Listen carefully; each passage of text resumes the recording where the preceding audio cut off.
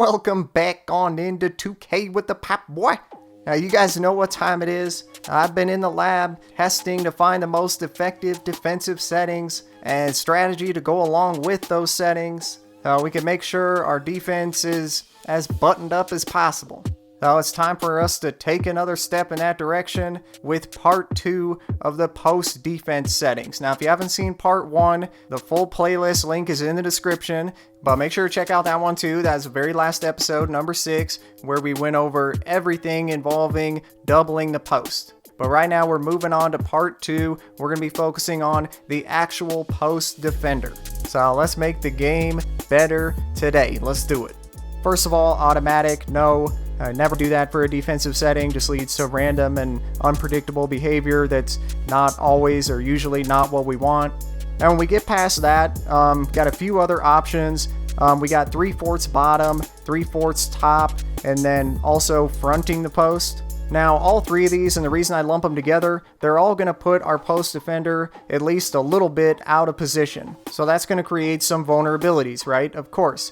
So what are we trying to accomplish with this? Well, it's a couple things. First of all, it's supposed to discourage the post entry pass. So stop the offense from trying to pass it into the post in the first place.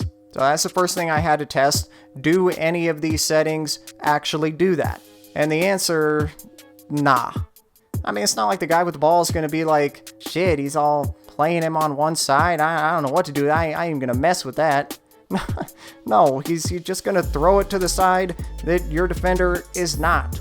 And same thing with fronting the post. He's not going to be like, oh shit, son, he's all standing in front of him. I ain't even going to fuck with that. No, he's just going to lob it right over your ass. Okay, so we know they're going to try to throw it in there. So the next thing I had to test was, are any of these settings good at contesting the post pass, deflecting it away, even stealing it? And the answer to that, once again, nah, brah. And once again, no matter how they're doing it, if they're on the high side, the low side, if they're fronting, they almost always can get the ball right by him. I mean, a lot of times it's like this, where he's just standing there, basically watching the pass go right by his fucking hand. And you know what's a bitch too? That even if you do happen to get a deflection, usually the post guy just catches it off the tip anyway. And then all that does, of course, is just put your post defender even more out of position. Okay, so we know that no matter how we have him overplay, the ball's getting in there. So what happens after the ball gets in? Well, that's when these settings really suck. I mean, of course, you would assume that would be the case when he's fronting the post. Once the ball gets over his head, he's not in a position to do anything. But the thing is, with these 3/4 settings, even when they appear to be doing a good job, you'll see what I'm talking about here. He appears to shift over there and get in better position. And he's right behind him.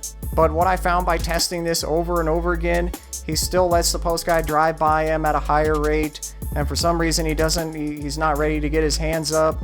He's still just not quite ready to defend for some reason. And then once we get to this point, the weak side help just ain't gonna do much. I mean, a lot of times they're late getting over there. They're not even there in time. I mean, sometimes you have the weak side guy come over and just kind of watch him score, not get his hands up, not really do anything, like JaVale here. I don't know what that is. So yeah, so that's going to eliminate 3/4 top, 3/4 bottom, and front. They're all out. So that means, of course, we're going to want to put it on behind.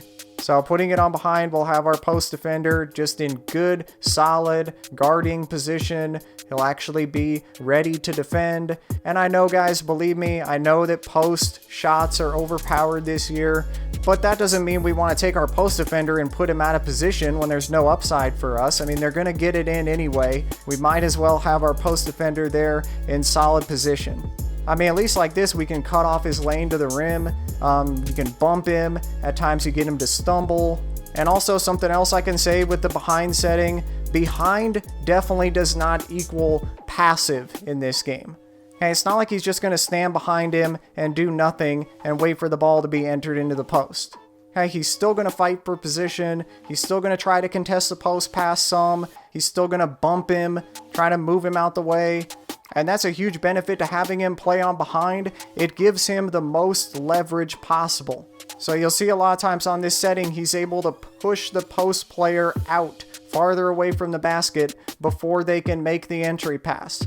So it's forcing the post player to catch the ball farther away from the basket. which is great for our defense in so many different ways. It makes it easier for us to double the post without having the wing defender really have to leave his man. So it just screws up the spacing for the offense. It also makes the entry pass more difficult because the spacing is all messed up. And you know what, by the way, there is one other strategy that stood up pretty damn well during my testing.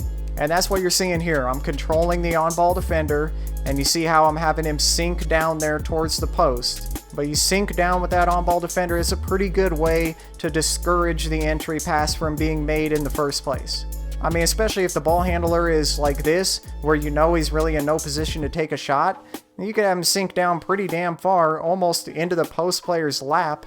But even if he is in a position to shoot it, you could still sink down there a little bit and still be ready to jump up there and get a contest on a shot if he decides to pull it.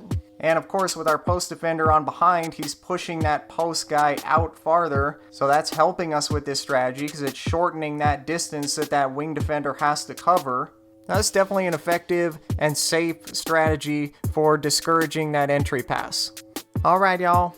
We did it. We got it. We're good. But hit me up in the comments, of course, if you need anything, if you have any questions. And make sure to pop that like button for me one time before you go. If you enjoyed the vid, if you found this useful.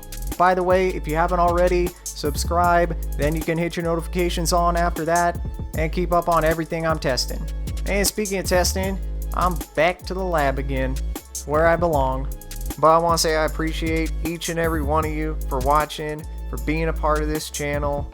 And I hope to see all y'all, you know where, right back here next time on 2K with the Popboy.